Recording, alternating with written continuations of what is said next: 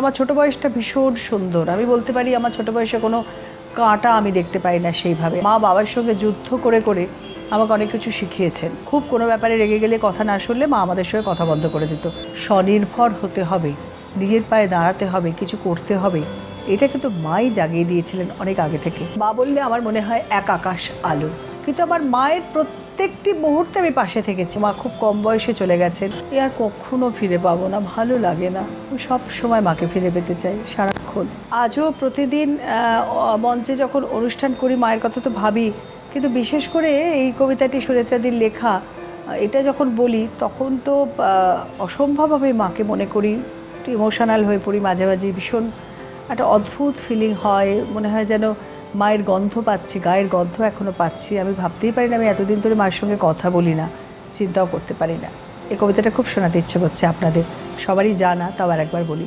সাবানের ঠান্ডা গন্ধ, অবিরাম জল পড়ার শব্দ, আর স্নান করতে করতে আমার মায়ের খোলা গলায় গেয়ে যাওয়া রবীন্দ্রসঙ্গীত। আমার কাছে রবীন্দ্রনাথ মানে এই সব। আমার কাছে রবীন্দ্রনাথ মানে 25শে বৈশাখের আনন্দোৎসব নয়, 22শে শ্রাবণের ব্যথাও নয়। জোড়াসাঁকো ঠাকুরবাড়ি কিংবা বোলপুরে বিশ্বভারতী, আমি কোথাও তাকে তেমন করে পাই না যেমন পাই আমার মার খোলা গলার গানে। কিন্তু তাও যখন তখন কিংবা যেমন তেমন করে নয়।